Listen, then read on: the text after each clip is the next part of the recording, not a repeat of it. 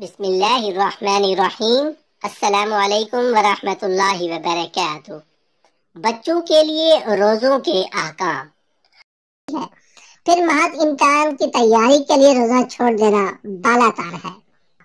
ان کے والدین اور بڑے بہن بھائیوں یا سرپرستوں کو بھی اللہ کا تقوی اختیار کرنا چاہیے کہ کہیں اللہ کی نافرمانی کرنے اور کروانے کی سزا میں نہ دھر لیے جائے اور اس کا اثر ان پر اور ان کی اولاد پر نہ ہو اور دین و دنیا کی کامیابی مخدوش نہ ہو جائے۔ پھر ویسے بھی والدین تو اپنے گھر کی رعایا کے حاکم ہوتے ہیں اور قیامت کے دن ان سے ان کی اس رعایا کے بارے میں سوال کیا جائے گا، جیسا کہ نبی کریم صلی اللہ علیہ وآلہ وسلم کا ارشاد گرامی ہے، جس نے بحالت ایمان اور بغرض ثواب رمضان المبارک کے روزے رکھے اس کے سب کا تمام گناہ بخشے گئے۔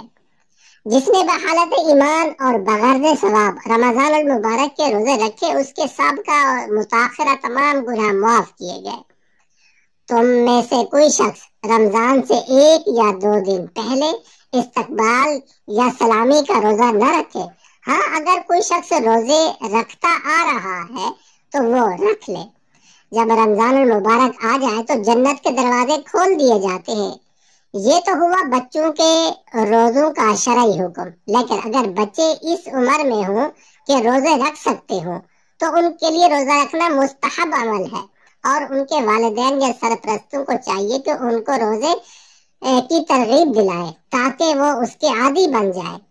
صحابہ کرام رضی اللہ عنہم ایسے ہی کیا کرتے تھے۔ چنانچہ بخاری مسلم میں حضرت ربیع بنت معوذ رضی اللہ عنہ نے کہا کہ یوم عاشورہ کی صبح نبی کریم صلی اللہ علیہ وآلہ وسلم نے انصار کی بستیوں میں یہ اعلان کروایا، جس نے روزہ کی حالت میں صبح کی وہ اپنا روزہ پورا کرے اور جس نے افطاری کی حالت میں صبح کی اسے چاہیے کہ دن کے بقیہ حصے کا گویا روزہ رکھ لے۔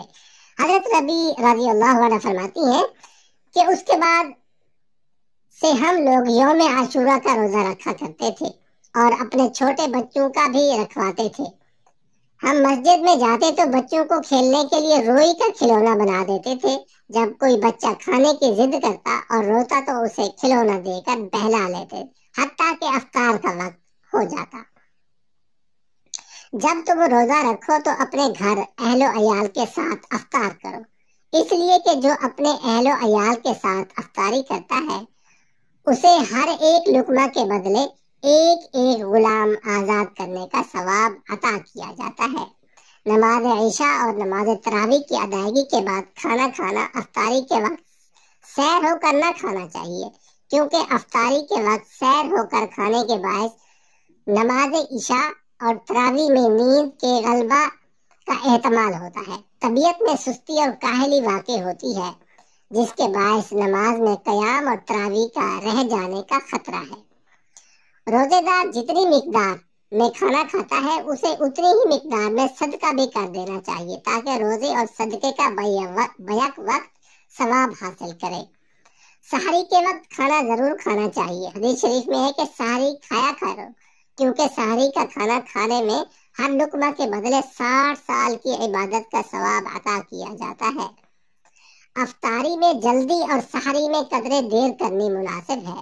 حدیث شریف میں ہے کہ 3 چیزیں رسولوں کی سنتیں ہیں: روزہ جلد افطار کرنا، سحری دیر سے کھانا، نماز میں بوقت قیام، دایاں ہاتھ بائیں ہاتھ پر رکھنا۔